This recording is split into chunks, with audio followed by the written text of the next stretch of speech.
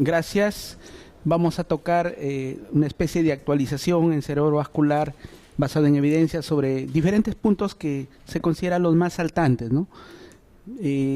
Bueno, las evidencias en realidad se refiere al nivel del estudio o la calidad del estudio, la evidencia en sí, y al grado de recomendación, que es la opinión de un experto respecto a la recomendación de tal evidencia.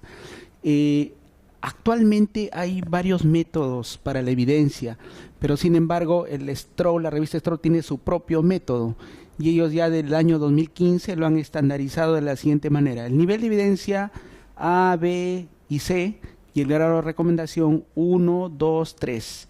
El A es cuando hay 2 o más ensayos clínicos controlados de alta calidad.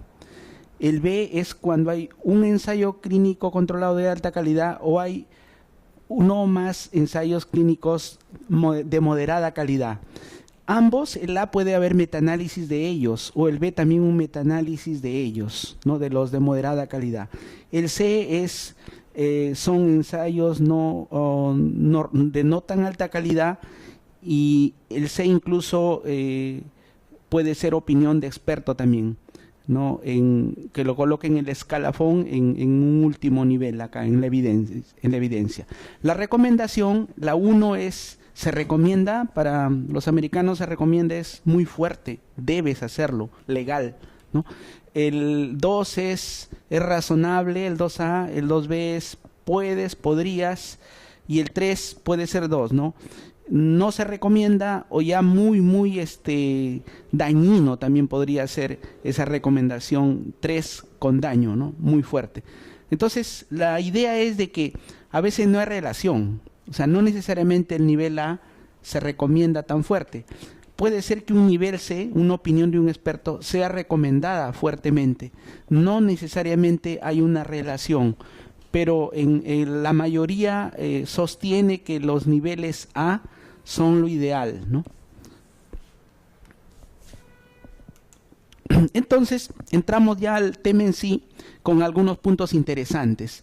Primero, la atención en la emergencia y hablar de las ventanas.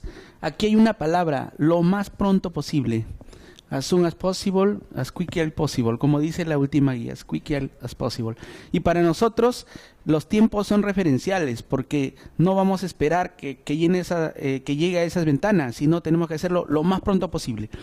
Y tenemos acá, desde el 2013 aparecen las ventanas en la guía anterior de esa fecha: puerta médico menor de 10 minutos, puerta neurovascular menor o igual de 15, puerta inicio ETAC menor o igual de 25, puerta interpretación menor o igual de 45, puerta aguja menor o igual de 60 y puerta admisión a unidad de ictus menor o igual de 3 horas.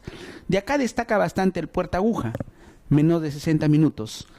Sin embargo, en la última guía 2018 hay 2 detalles que lo he colocado para poder comparar y motivarnos en lo nuevo. Uno, promueven un segundo objetivo, una meta secundaria de puerta aguja menor o igual de 45 minutos. Y el otro, puerta imagen menor o igual de 20 minutos. Esto de acá no está aceptado mundialmente, pero con el advenimiento de las trombectomías y con el advenimiento de los centros avanzados de ictus, prácticamente para ellos están estas metas. Y hay que tener en cuenta. ¿Cómo sacan eso? Lo que hacen es estudios, y la mediana, el valor intermedio, es lo que consideran ese valor. Por ejemplo, si la mediana es 45 minutos de su trabajo, promueven que sea la trombolisis menor o igual de 45 minutos. Así se hace más o menos estos valores. Entonces ya saben que las metas deberíamos estar acá nosotros. El estudio de Xian fue el que más o menos estipuló esa ventana, menor o igual de 45 minutos, en su estudio de 16.901 pacientes. Sin embargo, consideramos que no es una meta real, pero sí hay que tener en cuenta. Sería secundaria porque básicamente el 30% de su estudio obtuvo esa ventana, o sea, básicamente 1 de cada 3, solo 1, y lo usual es tener la mitad, ¿no?, para considerar esa meta. Pero les coloco porque hay que estar al día en qué anda todo esto de los tiempos. Bueno, datos locales. Nosotros en el instituto tenemos un puerta aguja de 33, menos de 60 minutos, 33.3%. Estamos volando, no estamos en lo ideal. Sin embargo, este es un muestreo.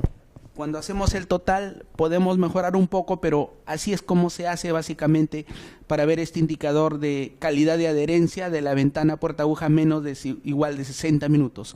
Promovemos tener tablas similares en los hospitales para poder comparar, pero hay una metodología para hallar eso. Otro punto interesante es la telemedicina, que no está allá, está aquí con nosotros. Y la telemedicina podemos considerarlo con algunos conceptos. Los conceptos son teleradiología, telestro y el teléfono. No es igual. Teleradiología básicamente son las imágenes y es como una especie de lectura de imágenes a distancia, lo que los radiólogos ya lo hacen de hace mucho tiempo, a través de la nube, en lugar de un PACS, lo que ellos le llaman. Entonces, la teleradiología, en los estudios que han hecho comparado con lecturas a distancia, de lecturas presenciales, hay muchos estudios y ensayos clínicos que dan resultados similares. Por lo tanto, se recomienda el uso de la teleradiología. Tenemos un marco académico para hacerlo. Es tan igual presencial que lejano.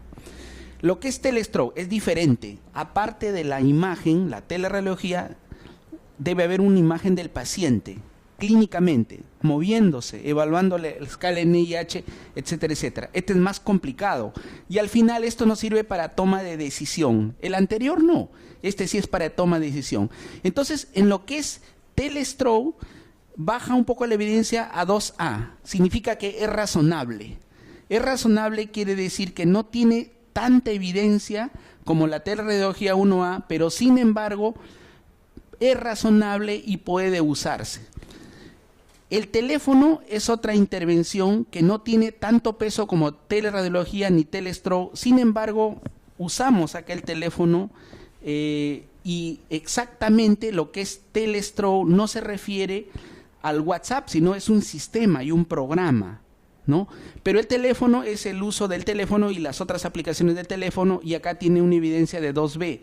Podría ser razonable. Como ya en la nueva guía aparece un podría ser razonable, no hay evidencia suficiente, pero sin embargo nos da hincapié a que ya el teléfono se puede usar en las decisiones para la trombolisis. Uno de los estudios es el estudio de Sponnoini, el cual más o menos refiere pues que en 261 pacientes no hubo diferencias, ¿no?, entre las lecturas de los radiólogos presenciales, los neurólogos a distancia y los radiólogos a distancia. Entonces básicamente no hay diferencias, ¿no? Y es tan bueno el leer a distancia que el estar cerca, ¿no? Entonces básicamente hay varios estudios que refuerzan lo mencionado anteriormente. En el medio hay varias estrategias. Esta es una de que el instituto está valorando, está todavía en una etapa inicial y lo hemos piloteado, ya hemos visto, y es muy interesante porque el Join, que en realidad es de un convenio que China tiene con la Universidad de San Marcos, es básicamente una especie de WhatsApp, de Skype, donde se puede ver al paciente en movimiento, y a la vez tiene un formato de icon, donde se puede ver el video de la imagen reconstruida y todo es anónimo. En este piloto de doble pantalla y con formación de grupos se puede ver muy interesante. Sería muy interesante ver esto, sin embargo, faltan los convenios, falta el marco legal, el marco administrativo para que se realice, pero un WhatsApp funciona tan igual, sin embargo no es un sistema, por lo tanto lo consideran como teléfono para efectos de telemedicina. Y sería una idea interesante que vale explorarlo, verlo y ver si en realidad nos va a ser de utilidad. Hemos piloteado con algunos casos y en realidad es muy interesante. Entonces, cuando hablamos de cerebrovascular, hablamos en términos de diagnóstico y luego de tratamiento, pero el diagnóstico, como sabemos, es clínico e imagenológico. En la parte clínica, las guías siempre enfatizan el NIH-SS y nos llama positivamente la atención que en esta nueva guía aparezca un acápite para la escala. ¿Por qué? Porque ellos mencionan, en primer lugar, que si no se ajusta para la variable severidad, el resultado va a salir falso. ¿Por qué? Muchos estudios se han hecho con pacientes muy severos y por lo tanto les va peor. Pero si ajustas para esa variable, de repente no es que el medicamento sea malo, sino simplemente la predicción de severidad ya por ende le dio una predicción de que va a salir mal el paciente. Entonces, esta es una variable independiente o predictora y está incluida en la nueva guía y se recomienda, ¿no?, el uso de esta escala de severidad con evidencia 1B y de ajuste para que no salgan datos falsos pensando que el medicamento es malo. Comentábamos la vez pasada que una manera de implementar era que los residentes que rotan en nuestro servicio actualmente hacen una semanal, ¿no? Nos entregan hasta la D y es gratuito, no están muy exploradas la C, la D, la E. Sugerimos que la exploren ustedes y solo de ustedes depende para que tengan cada vez mayor facilidad de poder evaluar el NIH en los pacientes. Un pequeño ejemplo acá en un estudio que hicimos hace algunos años, ¿no? Se puede ver claramente que predictores del resultado funcional eran el NIH. Los pacientes con menos NIH tenían mejor pronóstico y los pacientes con más NIH tenían peor pronóstico. De igual modo, cuando se evalúa ya el resultado del paciente con la escala de ranking modificada, debe ser ajustada para la severidad basal. Hay datos interesantes, por ejemplo, estos estudios de nuevos anticoagulantes, ¿no? Si el basal, la población, no tienen toda la misma severidad o gravedad y no es ajustado, no vamos a poder decir que es mejor o peor el medicamento. En el ajuste ahí se ve la bondad real del medicamento. Otro aspecto interesante en el diagnóstico son las neuroimágenes. Y en las neuroimágenes tenemos signos precoces del infarto cerebral que ustedes ya lo conocen. A esto quisiera un poquito agregar que ser muy acuciosos a ver el signo del punto, que exactamente el signo del punto viene a ser una especie de infarto de M2 en proceso. Estos signos precoces, como el signo del punto, signo de ACM hiperdensa, hiperdensidad de la ACM y aparte de eso también lo que es hipodensidad lenticular, falta de diferenciación entre sustancia gris y blanca, hipodensidad de la corteza y la ínsula, no contraindican la trombolisis. Pero sin embargo, lo que hacen estos signos es predicción de que el infarto va a ser más grande o más pequeño. Entonces solamente hay que tenerlo en cuenta, pero sin embargo no contraindican la trombolisis. Otro aspecto interesante en neuroimágenes es que últimamente ha aparecido un programa para ver lo que es el ASPECTS. ¿Qué es el ASPECTS? Es una valoración de la cantidad de tejido que hay infartado en una etapa aguda, ¿no? Y acá lo dividen básicamente en un nivel ganglionar, en M1, M2, M3, cabeza núcleo caudado, lenticular, ínsula, cápsula interna, y supraganglionar M4, M5, M6 de adelante hacia atrás respectivamente. ¿Para qué sirve? Sirve para ver la posibilidad de conversión en hemorragia y obviamente también tendría que ver con el pronóstico. El punto de corte lo colocan usualmente en 7, más de 7 tienen mejor pronóstico, menos riesgo de hemorragias, y menos de 7, peor pronóstico, más riesgo de hemorragias. ¿Cómo se evalúa? Todos los pacientes tienen 10 puntos y si aparece una hipodensidad en un lugar como M1 ya tendrían 9. Si aparece otra en cápsula interna, por ejemplo, tendrían 8. Y con eso más o menos ya tenemos predicción de la conversión hemorrágica o no. Sin embargo, de igual modo que en el caso anterior, no contraindica la trombolisis endovenosa, no contraindica, pero sí hace predicción de la presencia o no futura de hemorragia. Otras imágenes, como conocen, son lo que es la difusión, ¿no?, que nos ayuda porque nos permite ver en una etapa aguda donde no ve la tomografía el tejido infartado, la angioresonancia, y últimamente está tomando mucho peso lo que es la susceptibilidad magnética. Tampoco se debe tener como condición para hacer la trombolisis, pero en estos días muchos pacientes pueden tener ya como preexistencia una susceptibilidad magnética, donde pueden haber acá los puntos de microhemorragias, ¿no? ¿Qué es lo que sucede? En la trombolisis los criterios actuales mencionan que los que ya tienen como antecedente esta susceptibilidad magnética, cuando tengan menos de 10 microsangrados, como que no se les puede hacer la trombolisis.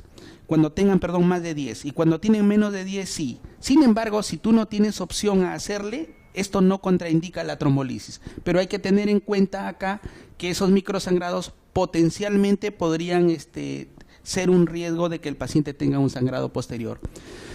En cuanto a tiempos también en neuroimágenes, ya habíamos conversado, y acá está el estudio de Mese y colaboradores en el 2016, donde ellos tienen acá una mediana de 20 minutos en el puerta imagen, y es lo que se sugiere actualmente, y ya no de 25 minutos, menor o igual de 25 minutos como estaba en las guías anteriores. Entonces, esta es nuestra meta actual, y esto sí es mediana, y por lo tanto tiene mucho peso. Incluso ya no colocan puerta TAC, porque algunos podría ser que le hagan directo resonancia, ¿no? Entonces le llaman una especie de ventana puerta imagen, ¿no? Algunos datos nuestros. Nuestra puerta TAC es 25 minutos. Está más o menos en el límite de la indicación anterior, pero con la actual tenemos que correr un poco, por lo menos 5 minutos menos. En cuanto al tratamiento, vamos a hablar acá brevemente una concepción de lo que es una unidad de ictus y algunos puntos de corte de manejo de factores agravantes, que muy útiles sobre todo para los colegas residentes, para que tengan en cuenta cuándo actuar y cuándo no, de acuerdo a ciertos puntos de corte. En primer término, cuando un paciente viene, el prehospitalario, lo más importante es el transporte, y luego viene al hospital. Y a este nivel, los investigadores sugieren que se hable de centro de ictus. En realidad no es que sea término, sino es concepción. ¿Por qué? Unidad de ictus es un área física en neurología, y al parecer allí ya se jugó el partido, que se juega en emergencia, o sea, el tiempo de cerebro, la trombolisis. Por lo tanto, este sería un eslabón en el tiempo segundo, y en primer lugar estaría el eslabón emergencia. Entonces, un centro de ictus básico sería mínimamente la emergencia, el fármaco, la trombolisis y la unidad de ictus. Entonces, básicamente, esto sería un centro básico. Si a estos dos eslabones le agregamos trombectomía, neuro-UCI, etcétera, ya sería un centro avanzado de ictus, que más o menos es la idea y la tendencia. Por eso que la relación entre nuestra unidad de ictus y la emergencia debe ser tal que somos la misma camiseta de Perú. En cuanto al tratamiento, hay un tratamiento de factores agravantes que se hacen mucha importancia los que no se hace trombolisis, que son el oxígeno. No hay que darle oxígeno a todos, sino solamente hay que tratar de mantener más del 94%. Los que tienen menos de este valor hay que darle. La presión en el que no se hace trombolisis, hay que darle antihipertensivo a los más de 220-120.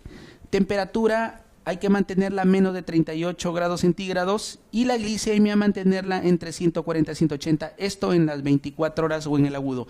Estos datos son de la guía 2018, no ha habido muchos cambios, y parece sencillo, pero se harán grandes cambios teniendo en cuenta estos puntos de corte. El tratamiento específico es la trombolisis endovenosa, como ya comentaron, hasta 4 horas y media, y la trombectomía mecánica, que actualmente en algunos casos puede alargarse hasta las 24 horas. Lo que es prevención secundaria, estamos hablando que a los no cardioembólicos antiagregantes y a los cardioembólicos anticoagulantes. Ya han comentado brevemente sobre el estudio NINS y han mencionado pues que este estudio valió para que la FDA apruebe a 3 horas, ¿no?, la trombolisis endovenosa, y el ECAS lo amplió hasta 4 horas y media, muchos años después, en los cuales los resultados salieron significativos. Y un comentario aquí es básicamente que ponernos de acuerdo en hablar qué definición de hemorragia sintomática estamos tomando, porque de acuerdo al concepto va a salir el porcentaje. La definición de ECAS 3 refiere pues en el lapso de una semana luego de la trombolisis, una caída o un aumento de 4 puntos al NIH o más, y esa definición, con esto ellos tienen 2.4% de hemorragia asintomática en el grupo Actilice. Entonces básicamente es baja, pero si ustedes toman otra definición van a ver que puede aumentar o subir de acuerdo a los parámetros que ustedes tomen. Ahora, ¿qué pasa si tomamos el término de hemorragia en general, no sintomática? Miren cualquier hemorragia en este estudio de ECAS-3 en el grupo de Plaza, 27%. Se asustarían los pacientes y nadie vendría porque sangre el 27%. Falso.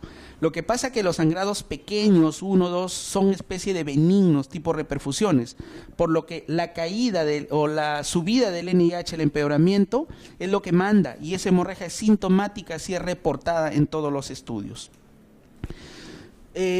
Ya pues, básicamente con estudios estadísticos, no con un estudio en Estados Unidos, ampliaron la ventana a 4 horas y media.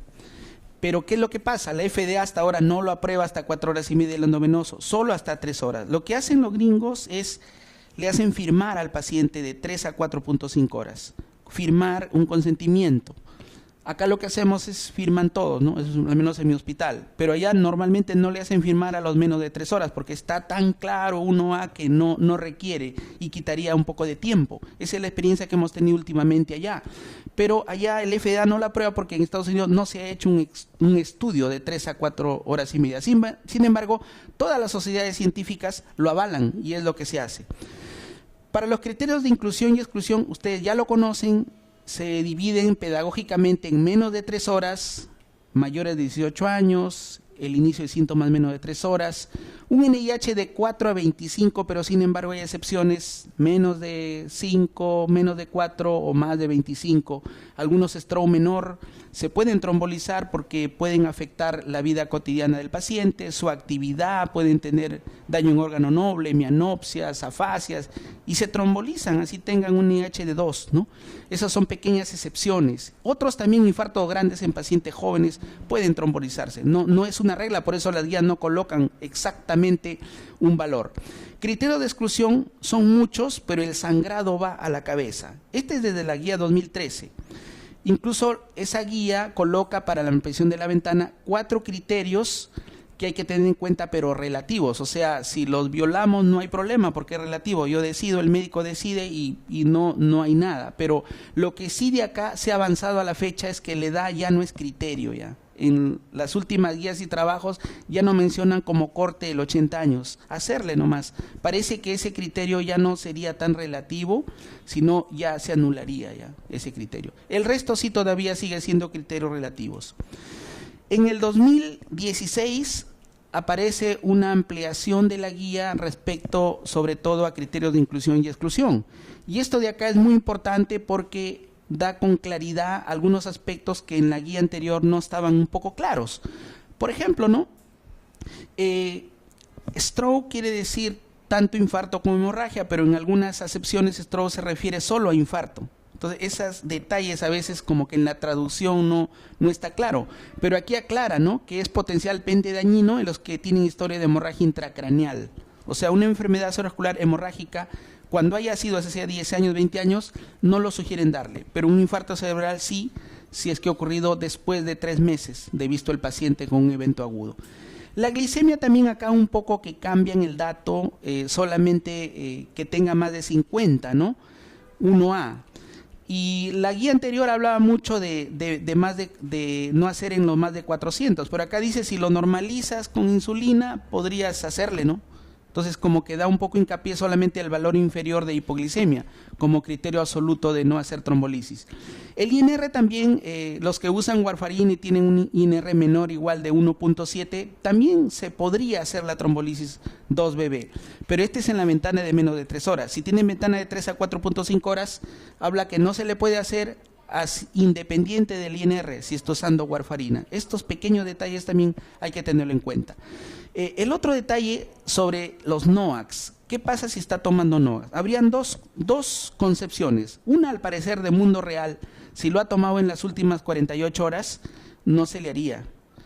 por la vida media de estos productos. Pero otra, si es un hospital de referencia que tiene todo a la mano y le hacemos pruebas, ¿no? Pese a haberlo tomado en las últimas 48 horas, como tiempo de coagulación de hecarina, pruebas que midan la actividad directa del factor 10A, el TTPA, etcétera, etcétera. Y si estas pruebas salen normales, pese a la ventana dentro de las 48 horas, podemos hacerle.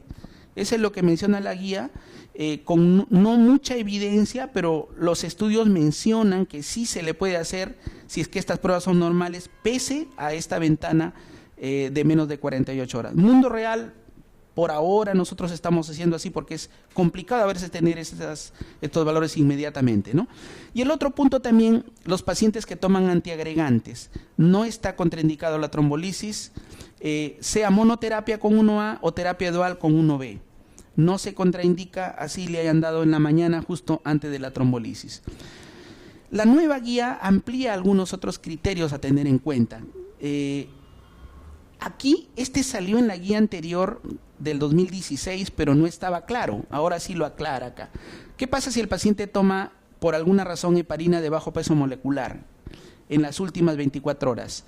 La nueva guía dice, si la dosis es plena, cada 12, no se le debe hacer, dañino, 3B. La guía anterior no lo menciona tan así, y esta lo aclara. ¿Qué pasa si es dosis profiláctica? Sí se puede hacer. Solo la dosis plena de cada 12 horas en la enoxaparina, digamos, por decirlo, no se hace. Pero si está recibiendo profilaxis una vez al día por alguna razón X, sí se puede hacer. Esa es la pequeña diferencia entre la nueva guía y la guía anterior, ¿no? En la guía anterior decía que no se le puede hacer ni en la profilaxis ni en la dosis plena anticoagulante en las últimas 24 horas, pero esta no.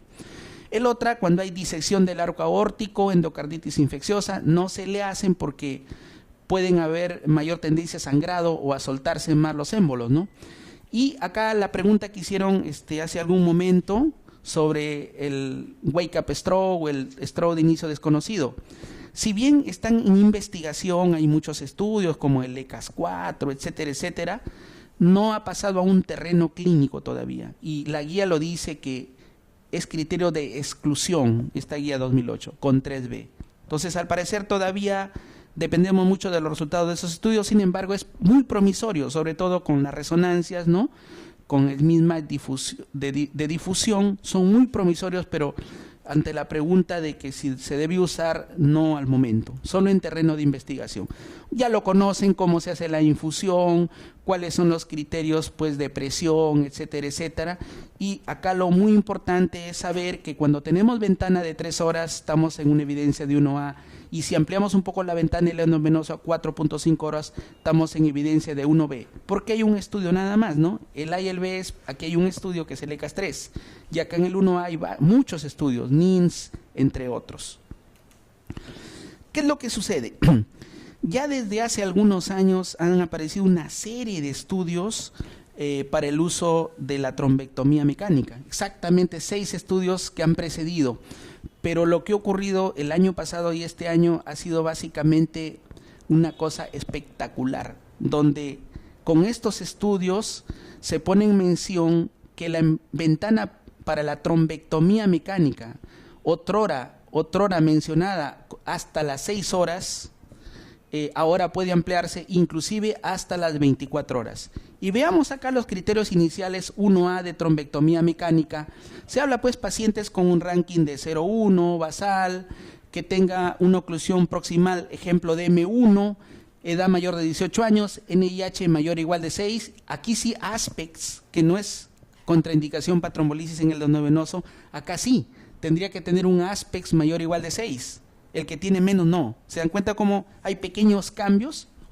Y el tratamiento de puerta a la punción de la ingle menor o igual de 6 horas. Esto es lo clásico, lo que se conocía, todo estaba tranquilo hasta hace un año, ¿no? Y luego ya cuando aparecen estos estudios, el Diffuse 3, ¿no? Y el estudio Down, se ven cambios interesantes, ¿no? El estudio Diffuse menciona que la ventana puede ampliarse de 6 a 16 horas desde la última vez que se le vio bien al paciente, ¿no? Y el estudio Down menciona que la ventana puede ampliarse de 6 a 24 horas. Entre 6 a 14 horas tiene evidencia 1A, ¿Por qué? Muy sencillo. Como en la explicación del slide inicial, cuando hay dos estudios randomizados, controlados con placebo, es A. Y cuando hay uno, es B. En este caso, el cruce es de 6 a 16, ¿no? Pero de 16 a 24 ya no hay dos. Este nomás sería el down. Entonces acá solamente sería B. 2AB. Entonces, la evidencia clara es hasta las 16 horas se recomienda. Y acá, básicamente, de las 16 a 24 horas sería una especie todavía de es razonable. Estos estudios es importante que los revisen al detalle para que vean que los criterios de exclusión son idénticos a las trombolisis, ¿no? Y el dato interesante es la ampliación de la ventana en el grupo de intervención en el estudio Diffuse 3 de 6 a 16 horas, donde usan estos dispositivos, este retrieval, y este de acá básicamente lo comparan con un standard of care, que no sería una intervención básicamente nada, ¿no? El standard of care ya en esta ventana no hay un fármaco, estrictamente salvo la rehabilitación o la neuroprotección no farmacológica que pueda compararlo. Entonces es una comparación básicamente con el manejo médico estándar. Y acá en sus medidas de asociación del endpoint primario se ve claramente, ¿no? De casi 3, el triple de mejoría que los pacientes que usaron la trombectomía versus que los que no usaron la trombectomía. A punto de que el estudio en un análisis interino se detuvo antes de tiempo, porque se veía que se separaban las curvas a favor del beneficio, ¿no? En lo que es menos discapacidad de este grupo de pacientes. Ese es el estudio Diffuse 3. Y el estudio Down, la característica es similar el diseño, simplemente que aquí amplía ventana a de 6 a 24 horas. Y acá podemos ver también que el comparador igual era el manejo médico estándar y la intervención, la trombectomía con el stent retriever. Entonces, igual, idénticamente, el ranking a los 3 meses de 0,2 fue significativamente mejor que el grupo control. De igual modo, en el análisis interino se detuvo el estudio antes de tiempo. O sea, eran recontra buenos que los comités de ética y los monitores no permitieron que siga, para que se haga ya y los pacientes se beneficien. Sin embargo, es importante recalcar que hasta las 6 horas esté en guía todo claro, pero de las 6 a 24 horas, si bien lo dice la guía, no tiene unos criterios de inclusión y exclusión claros, y mencionan que hay que ceñirse al ensayo clínico. O sea, hay que tenerlo el ensayo ahí, hay que, como que fuera de un protocolo, pero no, es para mundo real. O sea, tenemos que buscar el ensayo clínico y los criterios de inclusión y exclusión deben ceñirse estrictamente a la extrapolación del ensayo clínico, pero ya se puede ampliar la ventana hasta incluso 24 horas.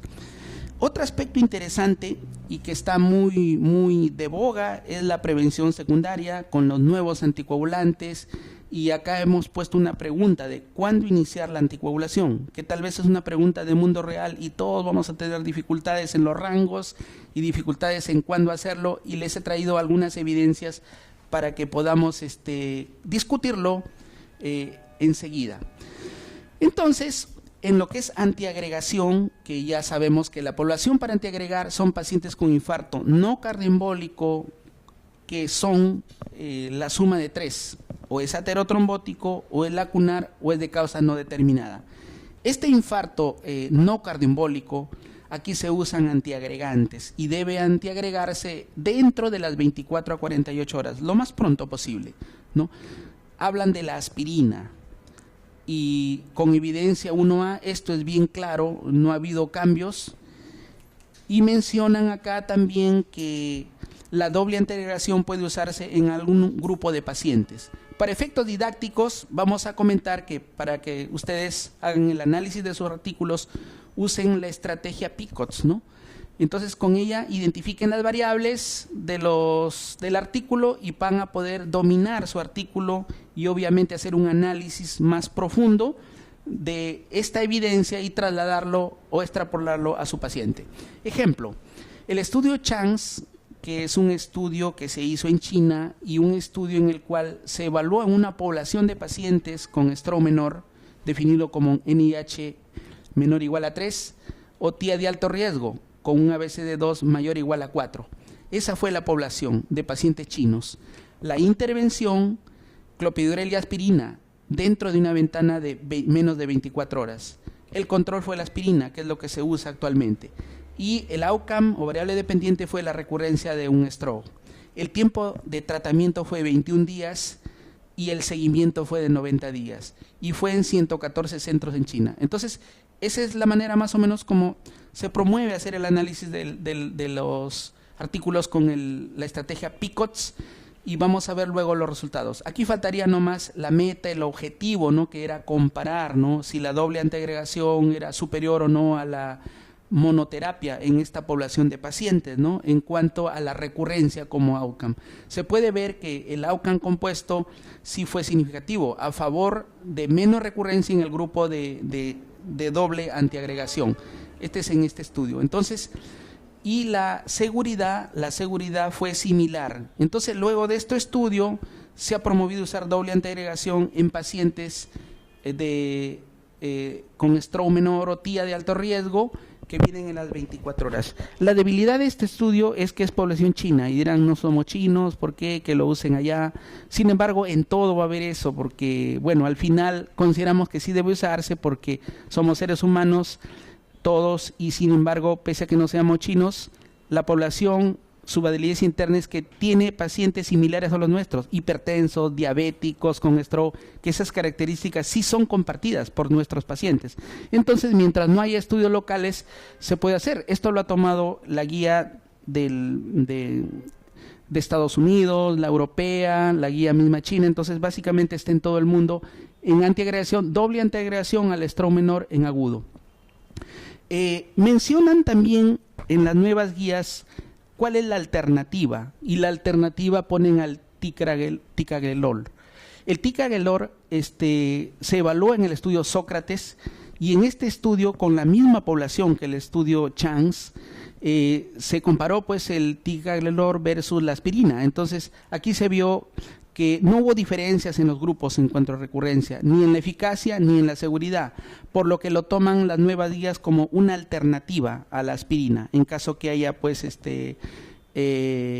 algún efecto alérgico, intolerancia, etcétera, etcétera. Sin embargo, todo esto es investigación y se traslada a guías, y en las guías entra la opinión del experto, y puede ser que la opinión del experto no necesariamente vaya acorde con el 1A. Hemos visto y hemos comentado que a veces los C pueden tener gran sugerencia o gran recomendación. Ahora, en cuanto a anticoagulantes, hablan las guías del 2018 que los pacientes con fibrilación auricular deben anticoagularse de 4 a 14 días luego del inicio de los síntomas. Entonces, aquí ya nos dan un tiempo. Ya no nos dan a los 14 días, sino nos dicen entre 4 a 14. En términos epidemiológicos, cuando dicen así, significa que la curva de Gauss, el 95% está en 4 a 14, y un 2.5 menos de 4, un 2.5 más de 14. Entonces, básicamente, ya nos da esa amplitud para poder movernos y evaluar a nuestros pacientes, y tal vez anticoagularlos un poco más pronto de lo que hemos estado haciendo, con evidencia 2BB. Como saben ustedes, la anticoagulación ha surgido acá un cambio radical, hará de repente unos 8 o 9 años, ¿no? En el uso de los NOACs. Los estudios base, apixaban Aristotle, dabigatran Relay, rivaroxaban Roqueda F. Y actualmente ya hay estudios de mundo real, en el cual se ve algunas diferencias, ¿no? El uso de dabigatran está tendiendo a una discreta mayor uso de apixaban por lo que es seguridad, y dabigatran se usa mucho en lo que es potencia, eficacia, ¿no? Y la edad también tiene mucho que ver. Los pacientes un poco jóvenes van más para dabigatran, un poco mayores para apixaban. Sin embargo, en el mundo real no se ve tanto esa diferencia, vista en los estudios anteriores, ¿no?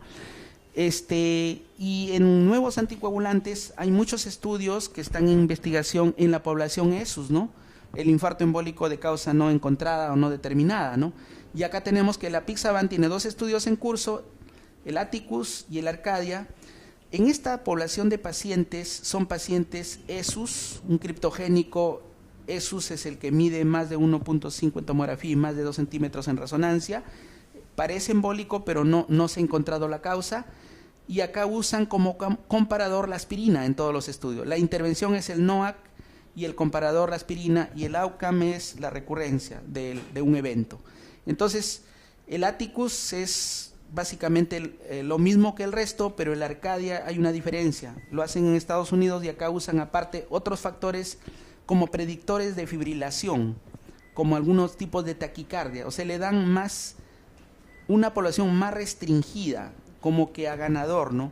Como que debe ser un predictor de FA, más cerca de FA. Y estos anticoagulantes, si entran, todavía no salen los resultados. Nosotros estamos participando ahorita en el estudio RESPEC, esos cierran en julio. De repente, en fin de año se tiene algún avance para ver los resultados globales, si podemos usar estos nuevos anticoagulantes, no solo en el paciente con FA, sino en el paciente ESUS. ¿Cuál es el estudio? El estudio en el cual habla de 4 a 14 días. Es el estudio RAF de Paciarione y colaboradores, en el cual comparan 4 a 14 días versus menos de 4 días con anticoagulantes. Y ven pues que de acuerdo a la valoración de recurrencia, fue muy aceptable el uso y no hubo más sangrado que el otro grupo que se le anticoaguló después incluso de los 14 días a este grupo que fueron de 4 a 14 días, por lo que eso ha repercutido en la guía y actualmente 4 a 14 días. Pero sin embargo la guía americana deja un vacío, no dice cuándo 4, cuándo 14.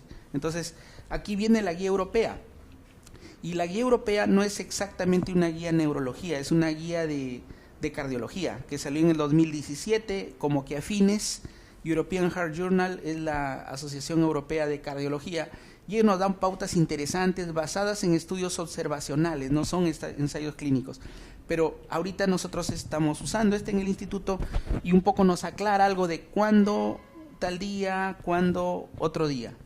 Ejemplo, en primer término, aquí está la severidad del infarto cerebral, aquí algunos factores de riesgo, aquí la neuroimagen y acá el tiempo. Si tenemos un paciente con un TIA, ojo, todos los pacientes son población FA no valvular, ¿no? Y riesgo de stroke, todos tienen FA. El TIA podría anticoagularse luego de las 24 horas, un ejemplo. El stroke menor, en realidad el stroke leve, porque menor tiene otra definición, sería menor de 4. Un stroke leve, NIH menor de 8, podría anticoagularse a los 3 días luego del evento si es que reúne estas condiciones, ¿no? Que sea pequeño, que el paciente no sea adulto mayor, que sea joven, presión controlada, que no esté programado para algunas cirugías, ¿no? En este caso podemos darle a partir del 3er día ya del evento. El stroke moderado en IH de 8 a 15 y el stroke severo comparten algunas características, y en el moderado podría dársele a partir de los 6 días, y en el stroke severo en IH mayor o igual a 16 a partir de los 12 días.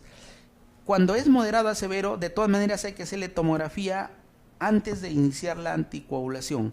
Resonancia en mundo real pareciera que no es muy valiosa, porque siempre va a permanecer ahí la señal del sangrado por tiempo, y uno va a pensar hasta que desaparezca y nunca desaparece. Entonces las tomografías un poco más prácticas, hay un sangrado que queda ahí, pero no que sea con una repercusión clínica. Y aquí básicamente la diferencia ya entre cuando a los 6 días, cuando a los 12 días, dependería de tener en cuenta, ¿no? Si es moderado el infarto o grande. Si es grande puede ser a partir de los 12 días, si tiene conversión hemorrágica o no, etcétera, etcétera, etcétera. Y ya los outliers, los que están fuera de esta ventana, pueden ser los que tienen con una conversión hemorrágica marcada, los que son de repente infartos extremadamente grandes, como son los infartos malignos, etcétera, podrían estar por acá. Pero esto creo que es muy importante para tenerlo en cuenta en la decisión de cuándo iniciar la anticoagulación. Otro aspecto interesante para ir terminando es el uso de las estatinas, ¿no? Las estatinas son recomendadas en la nueva guía y enfatiza mucho la edad. Habla que los menores de 75 deben usar estatinas de alta potencia, menor igual. haciendo hincapié de que el complemento sería que los mayores de 75 de una potencia moderada, ¿no? Que lo dice el ATP4, ¿no? Entonces, la edad es muy importante. ¿Por qué? Cuando aparecen los estudios de estatinas, como por ejemplo el estudio Sparkle, no distingue mucho la edad y a todos le da la misma dosis, de 80 miligramos. Pero otros estudios, más de cardio que neurología, mencionan que la edad es muy importante. Y darle de 80 a un menor de 75 como que podría tener mayores efectos adversos. Por eso la nueva guía menciona muy claro la edad para el uso de las estatinas. Y aquí esto se basa fundamentalmente ya en el ATP4, que es el panel de manejo de lípidos. Y acá unos datos interesantes, ¿no? Lo que habíamos comentado. Los estudios base para neurología y uso de estatinas son el Sparkle, que usó en el brazo de intervención atorvastatina de 80, y el Júpiter, que usó en el brazo de intervención rosuvastatina de 20. El Sparkle lo usó en prevención secundaria, o sea, ya tuvo el evento de prevenir un segundo evento. Y el Júpiter lo usó en prevención primaria. No tuvo evento y usó rosuvastatina de 20 y para ver su primer evento. Y acá tuvo un hincapié de que los pacientes tenían una PCR ultrasensible alta, ¿no? En este caso. El que más se parece al mundo real de nuestros pacientes es el Sparkle, ¿no? Por eso que usamos de 80. Pero esto de acá, digamos, es una dosis y hay que tener un blanco. ¿Cuál es el blanco? Es la recurrencia. O sea, la estatina prácticamente, algunas días lo colocan como fármacos para prevención secundaria, en el mismo grupo que aspirina o nuevos anticoagulantes. Y acá hay unos especie de outcomes intermedios o blancos a tener en cuenta, ¿no? Para dar tratamiento LDL más de 100 y el objetivo tener un LDL menos de 70, que sería un blanco. Siempre nos preguntan, ¿no? ¿Cuánto es la dosis? Es 80, ¿no? Pero ¿qué pasa si un paciente le doy 20 y tiene siempre menos de 70? Dejémoslos ahí, ¿no? Porque en realidad no manda la dosis, no mandaría un poco los blancos, ¿no? Intermedios, ¿no? Que sería el objetivo de un LDL menor de 70. Y acá el ATP4 menciona claramente en enfermedad cardiovascular, incluida ahí cerebrovascular, su grupo menos de 75 queda de alta potencia y más de 75 de moderada potencia. En cristiano, alta potencia es atorvastatina 40 y 80 y moderada potencia atorvastatina de 20. Alta potencia también es rosuvastatina de 20 y moderada potencia rosuvastatina de 10. Los otros medicamentos como simvastatina, por más que le demos alta dosis, se llega a baja potencia. Por eso que no se sugiere usarlos. Estos datos son interesantes porque nos permiten evitar efectos adversos de estatinas, como son, ya saben, hemorragia intracraneana, diabetes de novo, rabdomiolisis, hepatopatías. Esos detalles hay que prevenirlos. Como último punto, consideré algo que casi no tocamos los neurólogos, que es la prevención primaria. Por alguna razón vemos a nuestros pacientes cuando ya les dio el evento y no vamos fuera del hospital, pero quiero que sea, por favor, motivador que debemos ver a los pacientes sanos, ¿no? No solamente el cardiólogo. ¿Por qué? Porque los riesgos son tanto para infarto al corazón como para infarto cerebral. Y acá quisiera que se promueva el uso de esta calculadora, que lo hicieron en base al estudio Framingham, donde básicamente lo encuentran libre, ¿no? En este link, ¿no? El AJA lo ha tomado como instrumento de valoración del riesgo de un primer evento. Y bueno, creo que debemos empezar por nosotros mismos, ¿no? Vamos a ver acá. Por ejemplo, en esta calculadora que sugerimos usarla y sobre todo en las campañas de salud, por ejemplo, se toma la glucosa, colesterol y se llena los datos y le puede entregar al paciente sus riesgos, ¿no? Un ejemplo. Sexo masculino, edad pongamos 50.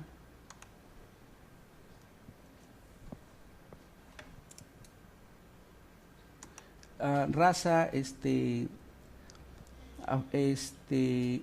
negra o no, pongámosles no es raza negra.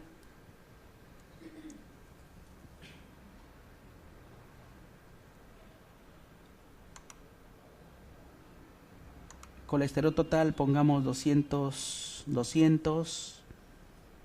HDL 50,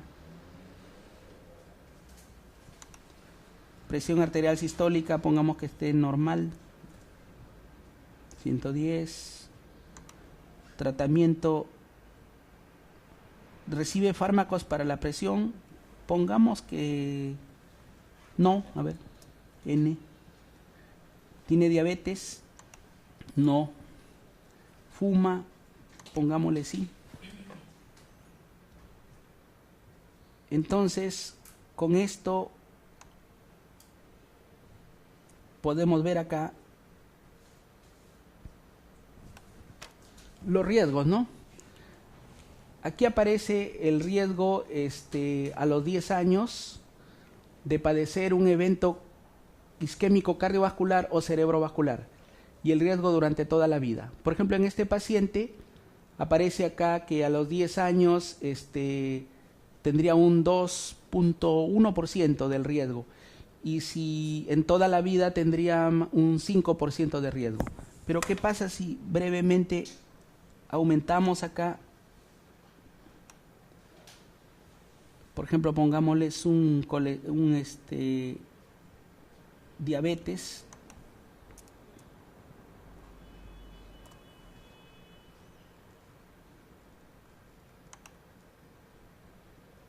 Aumentemos la edad.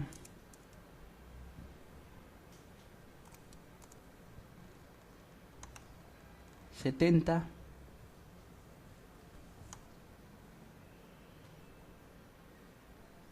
Entonces se puede ver cómo aumenta bruscamente los riesgos de tener a 10 años un evento cerebro o cardiovascular. Creo que ese es mea culpa y empezar por nosotros mismos, y estas predicciones del riesgo en prevención primaria consideramos es importante, y también ver a los pacientes en prevención primaria, no solamente en fármacos y prevención secundaria. Para terminar, los dos mensajes, ¿no? La primera parte de la charla, que tiempo es cerebro, tiempo perdido es cerebro perdido, y la segunda, que de la segunda parte, y breve, pero no es que sea no importante, sino que 1 gramo de prevención es mucho mejor que 1 kilo de curación. Muchas gracias. Agradecemos la brillante y muy completa presentación del doctor Abanto. Tenemos unos minutos para preguntas. Doctor Huerta. Felicitaciones, Carlitos Abanto.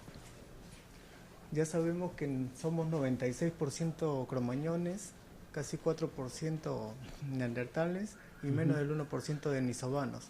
Y eso lo compartimos con los asiáticos. Si no me deja mentir el doctor Mario Cornejo, ¿no es cierto? Entonces tenemos mucha afinidad hasta con la los cerámica, asiáticos. ¿no? Si vamos, parece que los orígenes también, al parecer, por ahí hay algo, ¿no? La cerámica antigua, mocha, ya. Sí. Parece que... Medio jaladito. Sí. Mi pregunta es con respecto al ASPEC en el territorio vértebro-basilar. ¿Cuál es el grado de validación y qué apreciación tiene sobre eso y la objetividad para ver en un paciente con potencial trombolisis o potencial tratamiento en ese sentido?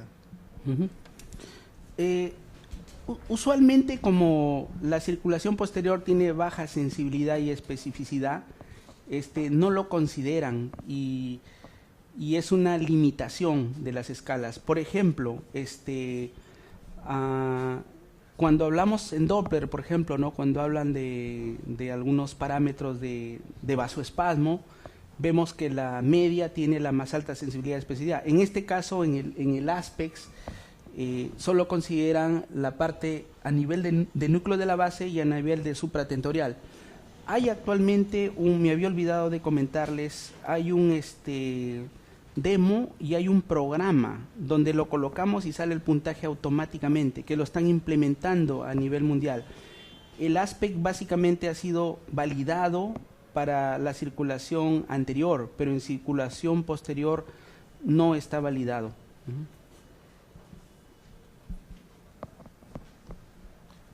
Bueno, con respecto, una pregunta que también me parece un poco importante, muy importante, Es con respecto a toda la parte de la guía 2018, básicamente trata del manejo hospitalario. Ya sabemos hasta en nuestro medio que los tiempos, puerta, aguja, están mejorando. Hasta la evidencia que usted pone también con estudios hospitalarios aquí en el Perú también está dando una orden de que estamos mejorando. Pero con respecto a la parte prehospitalaria, justamente considero que la parte más importante, o sea, el tiempo delta, usted en su experiencia, ¿qué recomendaciones daría para mejorar, digamos, el manejo prehospitalario? Ya que al menos en ciudades más desarrolladas eso no lo toma muy en cuenta, porque la propia educación de los pacientes, la propia prevención primaria y secundaria hacen de que los pacientes lleguen rápidamente al establecimiento, pero en nuestro medio sabemos que no es así. Y la segunda pregunta, si es que existe algún punto de corte en la calculadora de riesgo, porque tengo entendido que hasta hace poco era 6.5%, pero después esto está modificándose con respecto a que pacientes pueden tener mayor riesgo o menor riesgo de un evento cardiovascular o neurovascular. Respecto al prehospitalario, son debilidades que hay en el medio, ¿no? Pero lo que se podría ayudar mucho sería pues un programa nacional, ¿no?, de control y prevención de la enfermedad cerebrovascular. De repente con una orden del MINSA se puede ver, digamos, un sistema de ambulancias y un sistema de detección precoz con escalas, ¿no?, tipo FAST, tipo Cincinnati, Los Ángeles, Camaleón, ¿no?, poder mejorar. Lo que podemos hacer, pues, como hospitales, ¿no?, en nuestras campañas, ¿no?, de repente colocar un poco de propaganda, como se ve en otros lugares, ¿no?, en los buses, etcétera.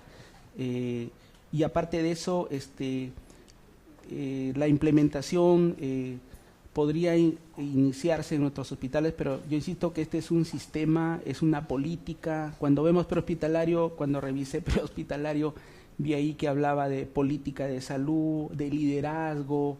No es sencillo. En lo que hemos hecho las campañas hemos actuado focalmente, pero no es sostenible. Cada uno hace esfuerzos en sus territorios, pero no logra mucho. Yo creo que la solución para todos sería una orden del MINSA, ¿no?, bajo la modalidad de un programa nacional de prevención y control de la enfermedad cerebrovascular, donde incluye el eslabón prehospitalario, todo al servicio del sistema ya que ya existe, organizándolo al servicio de los pacientes, ¿no? La otra era... Sí, en realidad es muy difícil un punto de corte porque el riesgo en este caso es continuo, ¿no? Básicamente aumentaría con ciertas variables, como la variable edad es continua. Es muy difícil que en el mundo real nos sirva un punto de corte, ¿no?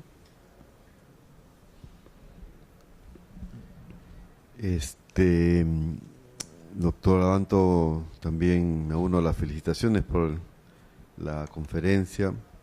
En verdad hay bastantes aspectos que podríamos por ahí mencionar o tocar, pero quisiera mencionar los dos últimos estudios de reperfusión con trombectomía. Si no me equivoco, en los dos han usado una modalidad de selección con pacientes que tengan área de penumbra viable, ¿no? Quiere decir que efectivamente aquellos pacientes que están pasadas las 6 horas o las 4,5 horas para la reperfusión sistémica, la trombolisis sistémica, y pueden ser candidatos a la reperfusión con trombectomía, tienen que pasar por la selección de tener un área de penumbra demostrable, un mismatch, ya sea por difusión-perfusión por resonancia o ya sea por tomografía de perfusión, ¿no? De modo que hay que tener cuidado para no enviar a un paciente que no esté bien seleccionado y que tenga resultados desastrosos en la intención de reperfundir cerebro, ¿no? El otro es el concepto de, como bien lo has mencionado, cuanto antes mejor en la reperfusión, y yo le agregaría reperfusión hasta donde sea posible, midiendo riesgo-beneficio.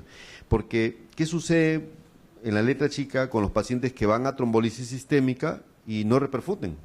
Y se quedaron, cuando recién sale la trombolisis en el año 96, recién es aprobada, efectivamente se ponía TPA y los pacientes que no trombolizaban quedaban para el protocolo de pronto de trombolisis in situ, pero ahora cada vez más, por ejemplo, con los últimos estudios se abre la ventana para el paciente que no reperfunde con TPA sistémico, la posibilidad de hacer trombectomía mecánica a continuación, siempre y cuando cumpla todos los criterios de inclusión y exclusión.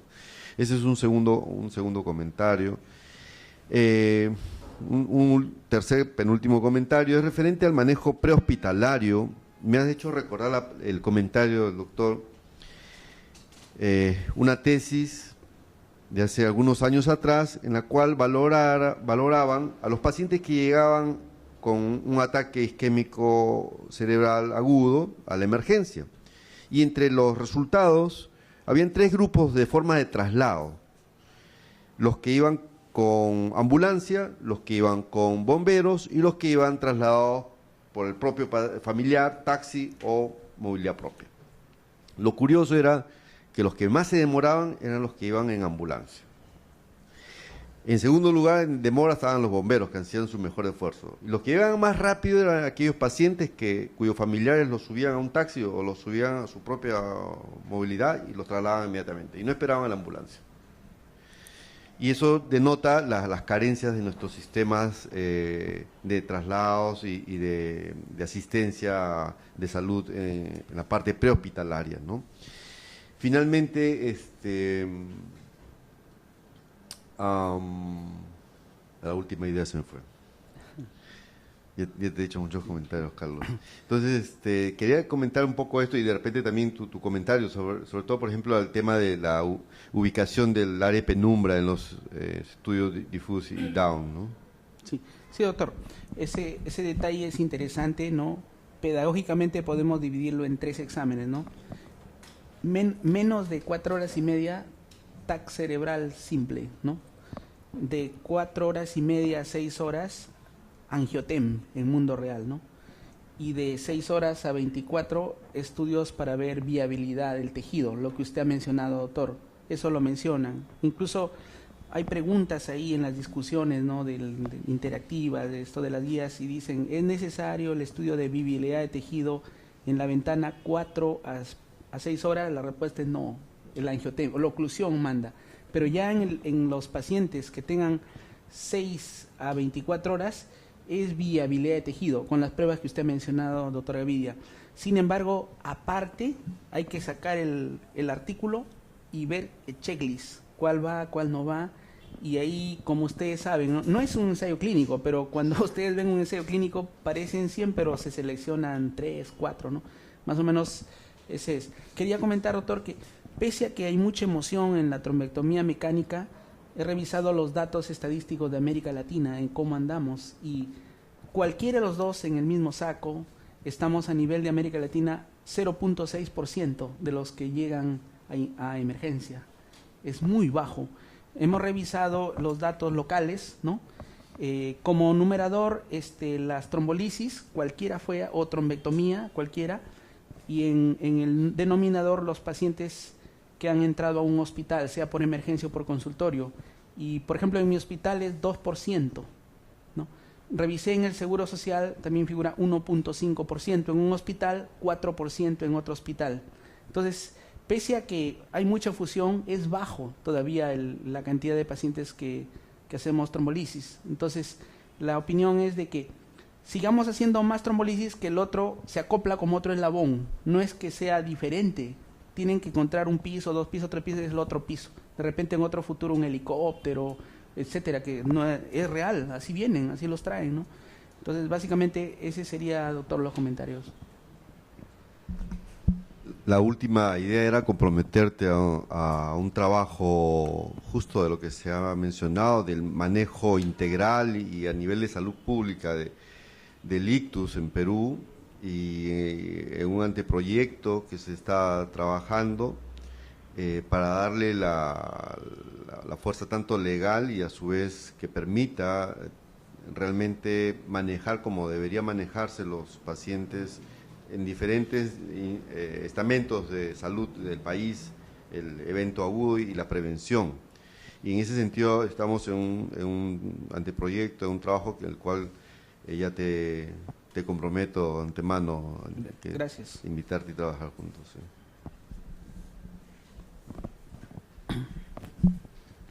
¿Sí? Doctor Abanto, una pregunta. Usted comentaba de la importancia del tratamiento y la quizá mayor importancia de la prevención, ¿no?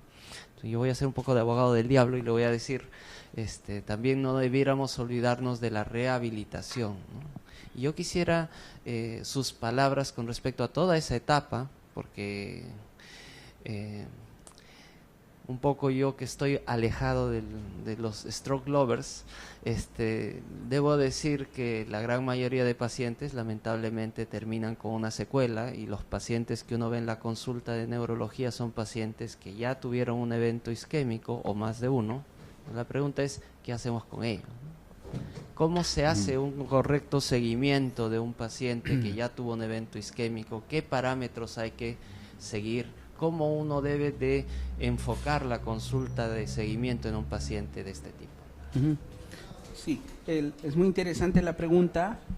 En el mundo real, la práctica diaria nos hace ver que gran parte de las estadísticas lo dominamos cuando está internado, pero sale y al menos en el MINSA ya como que es un caso que perdido, ¿no? Los pacientes vienen ya, algunos vienen, otros no vienen y estamos pasivamente a la espera nomás, ¿no? Y ahí las pérdidas. Hicimos un trabajo para ver cuántos venían y más o menos aproximadamente pueden haber 50% de pérdidas, ¿no? De que no vienen a la consulta. Ya posiblemente vayan a otros centros o hayan muerto, no sabemos. Entonces, ahí parece que la debilidad es que no hemos sido capaces de organizarnos, ¿no? En eslabones, y estamos separados de repente, no muy cercanos, los centros de ictus y los centros de rehabilitación, cada uno en departamentos diferentes, y no hay una coordinación. Idealmente, la visita debe pasarlo, ¿no? Ahí también un integrante del equipo de rehabilitación, y en el consultorio también deben haber, en el equipo de trabajo, consultorio de rehabilitación del ictus, ¿no?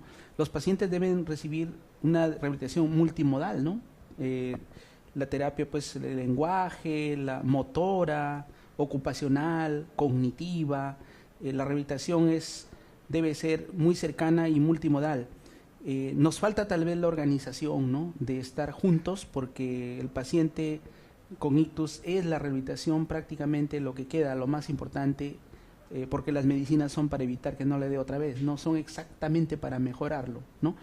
Eso creo que es mucho trabajo, muy sensible por unirnos, ¿no? Como experiencia, les comento que no quedan así los pacientes, mejoran los pacientes, y los doctores que tienen tiempo trabajando no dejarán engañar que en realidad a los 3 meses por lo menos el 50%, ¿no?